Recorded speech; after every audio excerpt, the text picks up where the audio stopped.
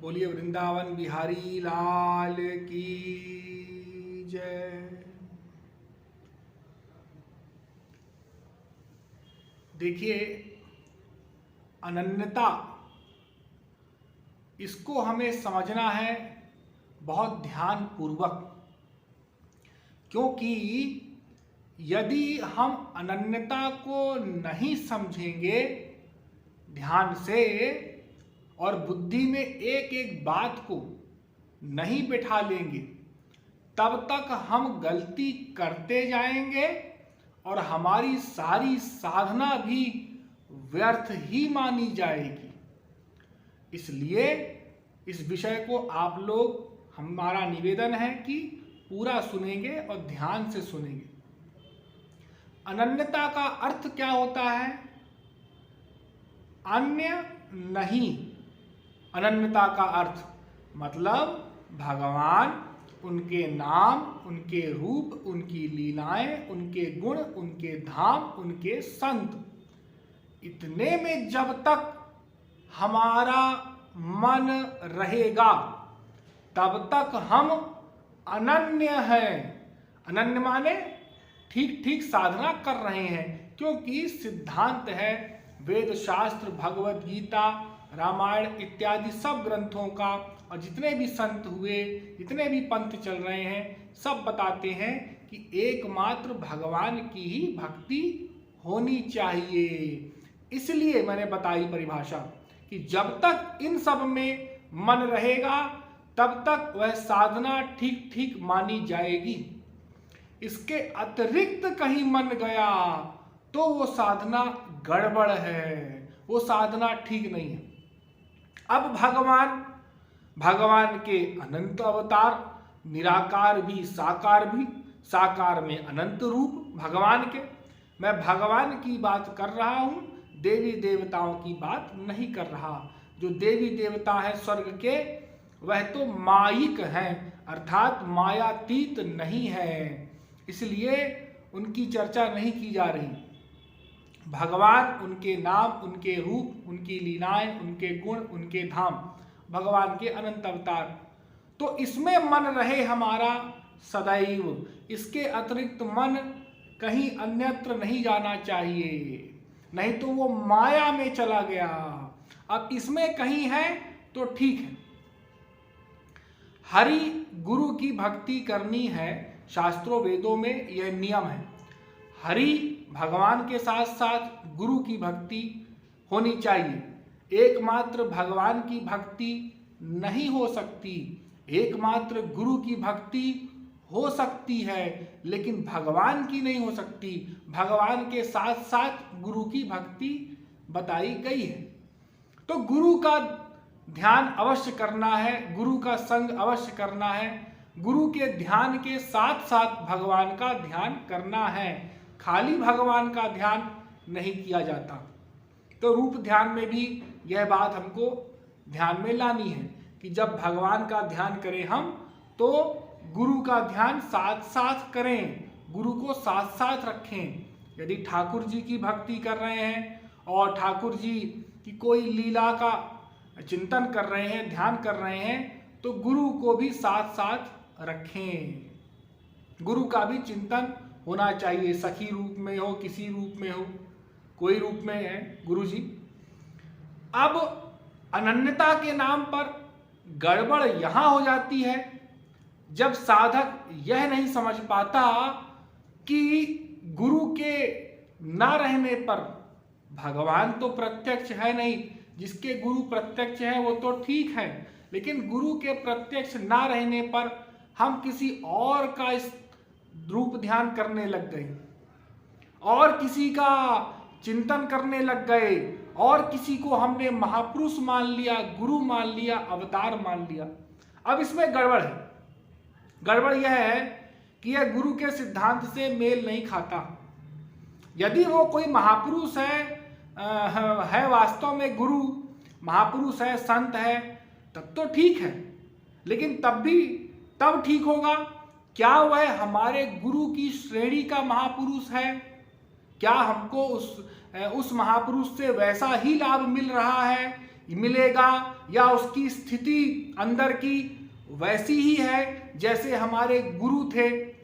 अब हमारे गुरुदेव जगत गुरु श्री कृपालु जी महाराज, जिन्होंने कोई सिंहासन किसी को प्रदान नहीं किया, अपना सिंहासन, अपनी पदवी तो प्रदान कर ही नहीं सकते क्योंकि वो तो काशी विद्वत परिषद द्वारा उनको प्राप्त हुई थी। लेकिन यदि किसी को, जो बाकी के जगत गुरु हैं, उनकी गद्दियां चल रही हैं, वो भी अपने गद्दी में बैठा दें इस प्रकार से। वैसे तो योग्यता शंकराचार्य और रामानुजाचार्य, निम्बारकाचार्य और माधवाचार्य जी के बराबर में किसी की भी नहीं है, किसी भी जगत गुरु की जो आज गद्दीधारी हैं, लेकिन वो चल रही हैं गद्दियां, तो लोग उनके पास जाते हैं। तो हमारे गुरुदेव जो अभी अभी हुए और प्रत्यक्ष तो अब नहीं है पिछले 10 वर्षों से, लेकिन उन्होंने अपना सिंहासन, अपनी पदवी किसी को नहीं दी, किसी को नहीं सौंपा। प्रचारक बनाए, प्रचार किया उन्होंने, प्रचारकों ने, आज भी प्रचारक प्रचार कर रहे हैं। अनुयायी बनाए, वो तो किसी को अपना शिष्य भी नहीं कहते थे कि मैं शिष्य बनाता हूँ, ना गुरु मंत्र देते थे, ना शिष्य बनाते थे, ना कान फूंकते थे। कोई ऐसी शिष्य और गुरु वाली बात नहीं थी, चेला बनाने वाली बात। ना सिंहासन उन्होंने किसी को दिया। 50 से अधिक प्रचारक बनाए, 50 से अधिक प्रचारक, जिन्होंने देश विदेश में जाकर के भगवान नाम का खूब प्रचार प्रसार किया। लेकिन सिंहासन पर किसी को नहीं बैठाया, गद्दी किसी को नहीं दी। आज भी उनके सिंहासन में प्रभु की, हमारे गुरुदेव की ही श्री मूर्ति रहती है या फोटो चित्र रहता है, लेकिन कोई बैठ नहीं सकता। हाँ, कोई प्राप्त कर ले जगतगुरु का सिंहासन कहीं और से और काशी से, उसके पश्चात उसमें बैठ जाए तो वो बात अलग है, वो अलग योग्यता की बात है। लेकिन गुरुदेव ने किसी को प्रदान नहीं किया। तो हम साधकों को ये प्रवचन विशेष तौर पे मैंने जो गुरुदेव से जुड़े हैं उनके लिए ही बनाया है, उनके लिए ही मैं दे रहा हूं। तो जो साधक हैं वो भटक रहे हैं, उनको समझ नहीं आ रहा किसके पास जाएं, कहाँ जाएं, क्योंकि गुरुदेव तो अब है नहीं। हाँ ठीक है, गुरु तो सदैव है, गुरु का सिद्धांत सदैव है, रहेगा, आज भी है, कल भी रहेगा, पूरे कलयुग में चलेगा।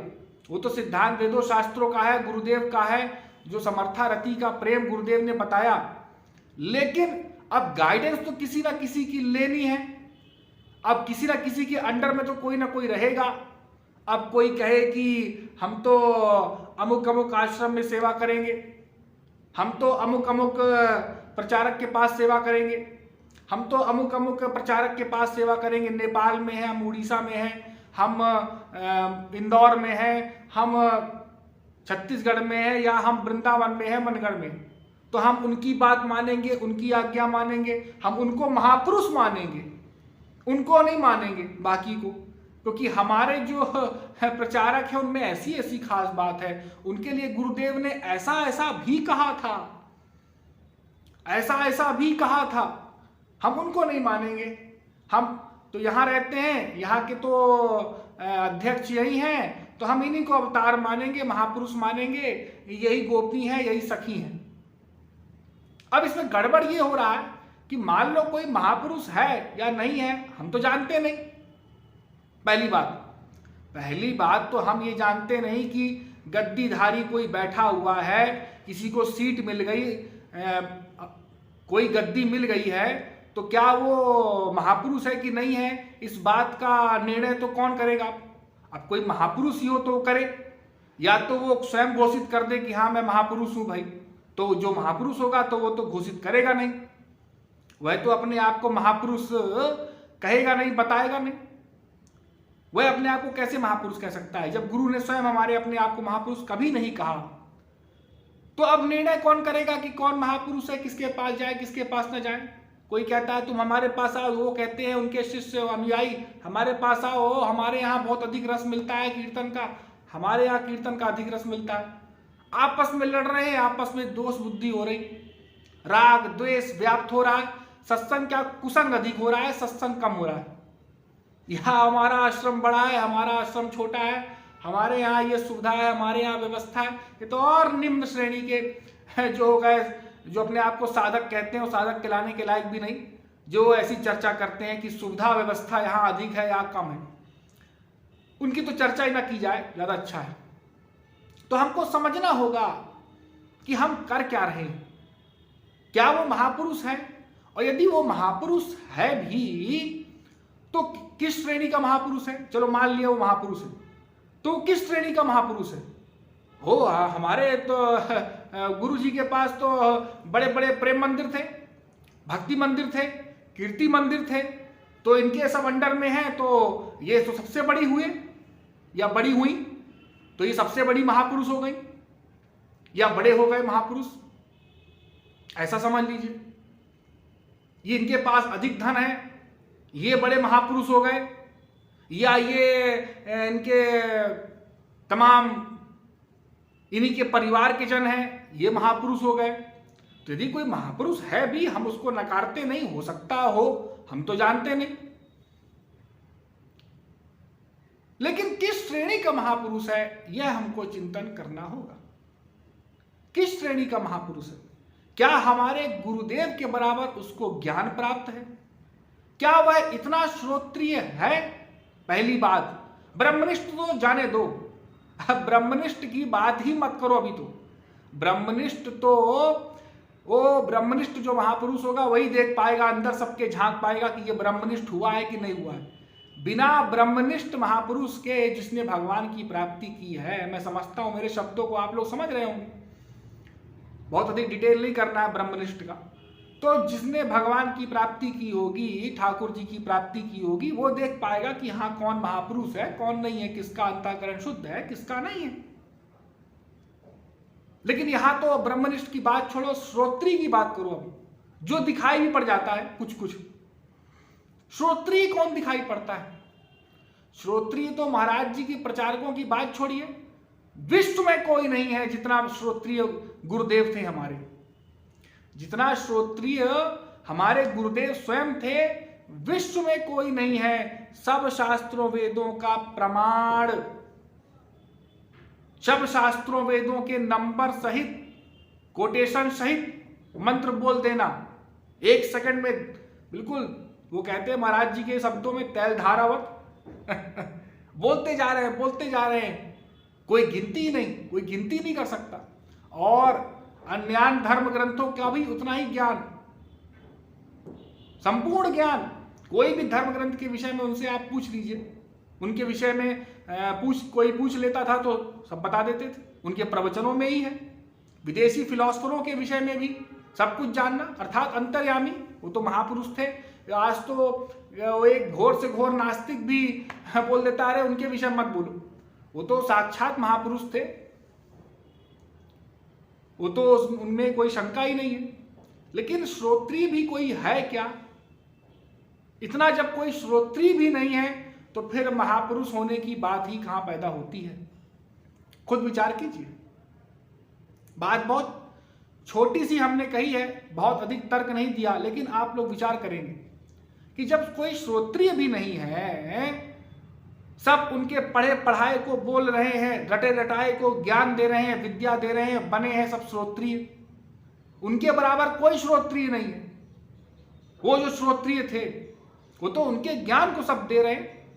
तो जब कोई श्रोत्रिय भी नहीं है तो ब्रह्मनिष्ठ की तो बात छोड़िए, तो फिर हम उनको छोड़ करके सोचें या कोई बोले कि इनके पास चलो, तब उनके पास चलो, फिर राधा कृष्ण के पास मिलेगा प्रेम, इनके अंडर में चलोगे, सेवा करोगे तो फिर ऐसे मिलेगा, वो कहीं और ना पहुंच जाना।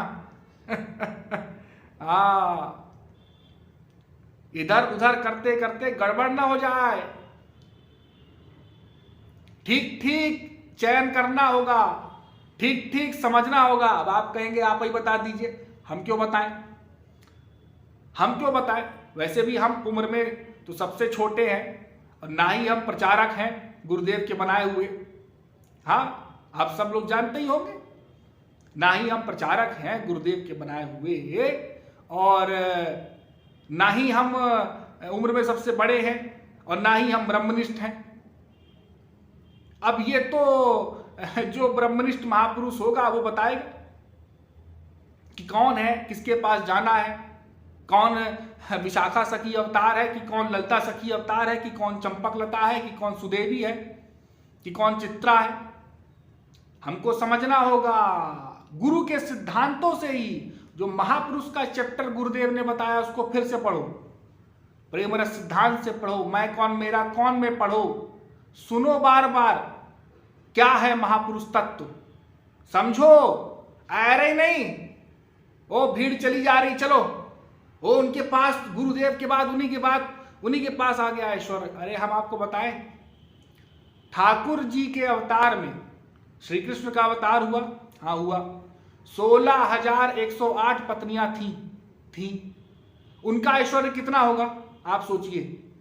सब रानियों का एक एक महल था, हर एक रानी का एक एक महल था। वो द्वारिका की पट रानियां, उनका ऐश्वर्य, वो हजारों दासियां, सैकड़ों दासियां, उनकी सेवा करने वाली, चवर ढुलाने वाली, पांव दबाने वाली, सब कुछ सेवा हो रही है। सोने चांदी हीरे माणिक्य मोती वो पहन रहे हैं, बड़े बड़े रथों में उनकी सवारी निकल रही है। लेकिन उनकी सीट क्या बताई, गुरुदेव ने बताई कि ब्रज की एक जो छाछ बेचती है, माखन बेचती है, छाछ बेचती है, उससे भी कम है। वो ब्रज की गोपी का भाव स्थिति है, वह उसकी स्थिति है। वो ब्रज रस वाली गोपी है। और फिर ब्रज में भी ललिता विशाखा इत्यादि। तो किसी के नाम पर नहीं जाना है कि नाम रख दिया ये गुरुदेव ने। गुरुदेव ने तो कभी डिक्लेयर नहीं किया अपने किसी प्रवचन में, या गुरुदेव ने ये नहीं कहा कि आरती बना दो।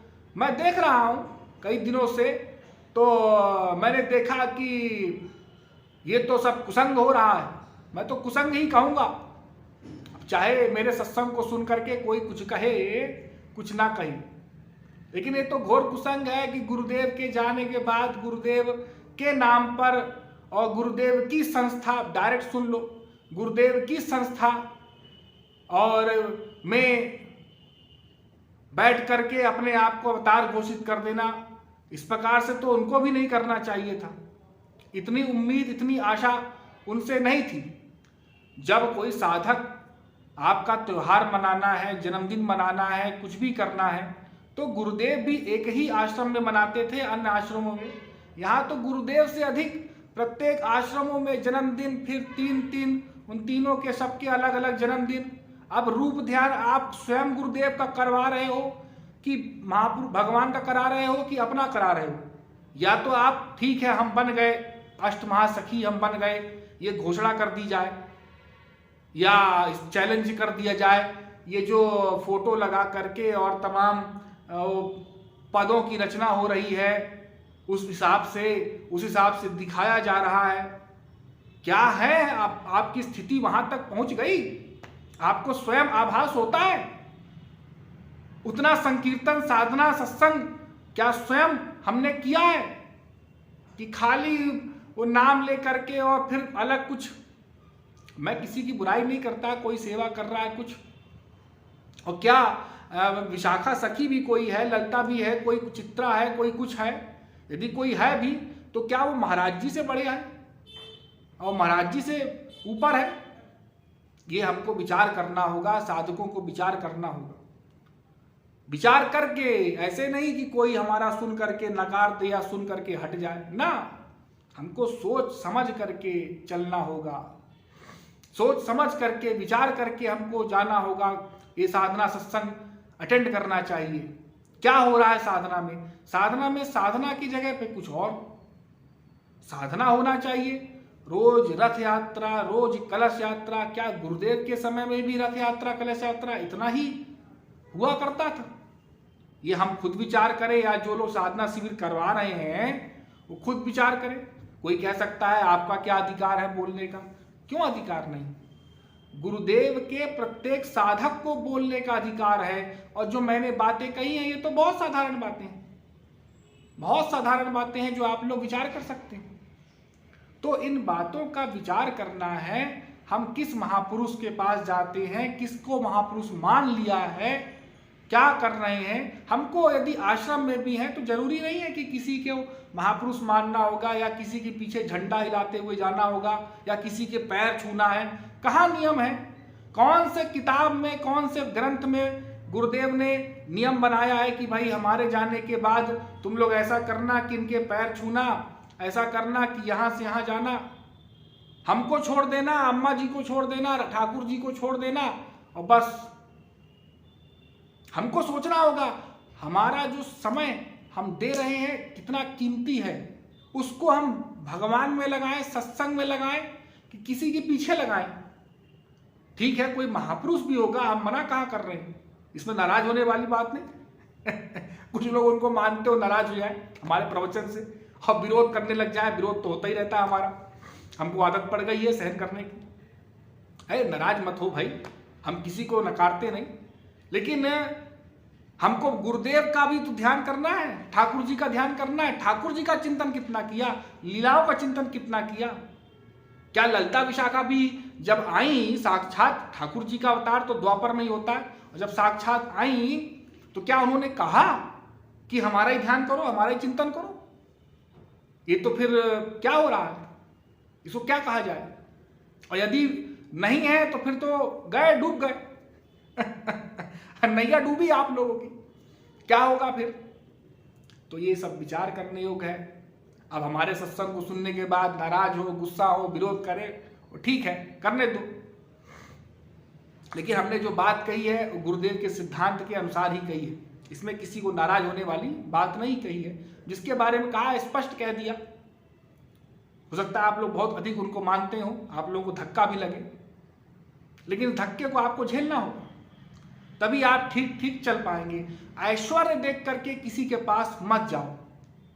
देखना ही है तो साधना देखो, अगर देख सकते हो तो उसके साधना को देखो, उसकी सेवा को देखो। एक मनगढ़ में, मैं आपको बताऊं बिल्कुल स्पष्ट बात, एक मनगढ़ में सेवा करने वाला जो पैसे से सेवा कर रहा है, जो धन से सेवा कर रहा है, पैसा ले रहा है, गार्ड की सेवा कर रहा है, कोई झाड़ू लगा रहा है, वह भी वहां के साधकों से ऊपर है, आश्रम वासियों से ऊपर है। ये आप बात मान लीजिए। उसकी भी सेवा, वो सेवा ही कर रहा है। आप कहेंगे कैसी बात कर रहे हो, पैसा लेता है, आश्रम से देता है, हम आश्रम में देते हैं, कोई आश्रम वासी है, ये आप नहीं समझ सकते। आप भूल गए कर्मयोग का चैप्टर।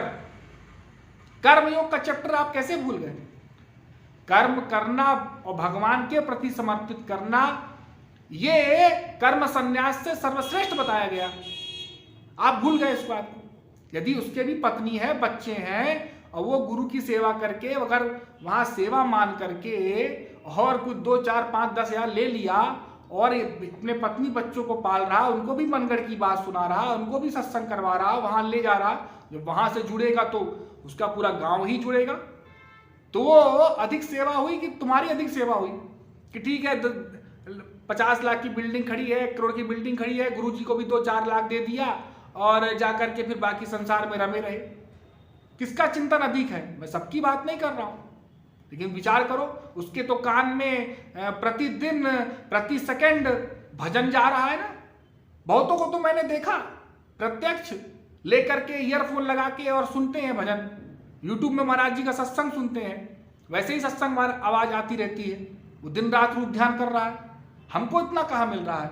यदि कोई आश्रम में भी है और ठीक से सेवा नहीं कर रहा, सो रहा है, ठीक टाइम पे साधना में नहीं पहुंच रहा, 2 घंटे भी साधना नहीं की जाती कि 2 घंटे उठ करके सुबह साधना कर लें, शाम को साधना कर लें, इतना स्पीच सुना दिया, बस अच्छा अच्छा खाने को मिल जाए, अच्छा अच्छा पहनने को मिल जाए, इधर घूमने को मिल जाए, उधर वो चल रहा है, उधर वो चल रही है। जैसे संसार में होती है नौटंकी, आजकल ये है, उधर ड्रम बज रहा है, उधर भागो, उधर बैंड बज रहा है, उधर भागो, उधर गुब्बारे उड़ रहे हैं, उधर भागो। सत्संग कितना किया, साधना कितना किया, विचार करो, सोचो। हाँ, तो ऐश्वर्य देख करके किसी के पीछे मत भागो। और हमारे महापुरुष, हमारे जगत गुरु श्री कृपालु जी के महाराज के बराबर कोई नहीं हो सकता। ये व्यर्थ की बातें, ये व्यर्थ का प्रलाप है। इस प्रलाप को बंद कर दो। एकमात्र गुरु और भगवान का चिंतन करो, बस, उसके अलावा कुछ नहीं। किसी तीसरे का चिंतन नहीं करना है। सब लाभ आपको मिलेंगे। मैं कह रहा हूं, गुरुदेव के लेक्चर से आप निकाल लो, सब लाभ आपको मिलेंगे। आप गुरु की सेवा करो बस।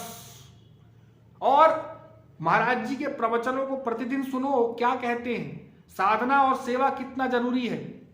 किसी के पीछे भागना, किसी के पीछे भागने से क्या हो जाएगा। इसके पीछे भाग रहे हैं, उसके पीछे भाग रहे हैं, इसको देख रहे हैं, उसको देख रहे हैं, वो क्या कर रहा है, वो क्या कर रही है ना। ये मानव देह क्षणिक है, अमूल्य है, नश्वर है, समाप्त हो जाएगा एक दिन। क्या कर लोगे? यदि गुरु के आश्रम में, धाम में पहुंच करके भी ये गड़बड़ी कर रहे हैं तो फिर साधना नहीं करेंगे, तो यदि संसार में लौट करके आएंगे तो यहाँ तो और मन नहीं लगेगा। वहां तो बहुत कम साधना मिलती है, उसमें भी यदि ये सब हो गया तो साधना परमावश्यक है। साधना के साथ खिलवाड़ नहीं। साधना के समय पे मैं कई बार निवेदन कर चुका हूं, कई बार निवेदन कर चुका हूं, जहां साधना मिले वहां जाएं आप, जहां अधिक साधना हो सके। साधना पर जोर दें, सेवा पर जोर दें। मैं किसी का विरोध नहीं करता, आपको जहां जाना है आप वहां जाएं, लेकिन साधना और सेवा के विषय में चिंतन करें। बहुत अधिक ये बहिरंग चीजों पर फोकस न करें। ठीक है, ये नए लोगों के लिए होना है, जरूरी भी है, लेकिन इसमें हमको नहीं पढ़ना चाहिए। हम साधकों को, हमको तो भजन, सत्संग और गुरुदेव का स्मरण, गुरुदेव का कीर्तन, ठाकुर जी का चिंतन, लीलाओं का चिंतन, भगवत धाम का चिंतन ही करना है। तो अनन्यता का बहुत विस्तार रूप से अर्थ किया जा सकता है, लेकिन आज का सत्संग हमने गुरुदेव के साधकों पर बनाया है। इसलिए गुरुदेव के साधकों के लिए मैं जो समझता हूँ, या गुरु प्रेरणा से आप कह लीजिए, जो मेरे मुख से निकला है मैंने आपको बता दिया, और आपको लोगों को विचार करना है और बहुत अधिक संभल करके हमको चलना है। धन की सेवा ही जरूरी नहीं है, तन की सेवा ही जरूरी नहीं है, मन सबसे इंपॉर्टेंट है। याद रखना, 90% मन इंपॉर्टेंट है, फिर तन और धन। सबसे पहले मन। मन नहीं लग रहा, आप कितना भी झाड़ू लगाते रहो, कितना भी धन देते रहो, करोड़ों रुपए दान कर दो, जब तक मन नहीं लगाओगे दीनता नहीं आएगी, ठाकुर जी का चिंतन नहीं बनेगा, लीलाओं का चिंतन नहीं बनेगा, लीलाओं का ध्यान नहीं कर पाओगे, तो फिर संसार का चिंतन होगा। स्वाभाविक सी बात, संसार का चिंतन होगा। जब मन से भगवान का, गुरु का चिंतन नहीं करेंगे, वहां भी जाके कचौड़ी और पूड़ी और हलवा और रसगुल्ला, अब तो आए दिन रोज हाँ, बैंड और बाजा, तो फिर भगवान के धाम में, गुरु के धाम में भी यही यदि होने लग गया तो फिर संसार में भी आके हम लोग यही करेंगे। अरे भाई, वहां भी ऐसे ही होता है, हम भी ऐसे करो, बैंड बाजा बजाओ। सत्संग तो हो गया, चल रहा है, घर चलने दो, कैसेट लगा दो, वही सत्संग है। अब तो लोग कैसेट भी लगाने लग गए, कैसेट लगा दो। तो हमको साधना में ध्यान देना है। मैं आपका गुरु नहीं हूं कि मैं आपको डांटूं, बताऊं। मैं तो हमको सत्संग साधना में ध्यान देना है और गुरु के बताए हुए नियमों पर चलना है। बोलिए वृंदावन बिहारी लाल की।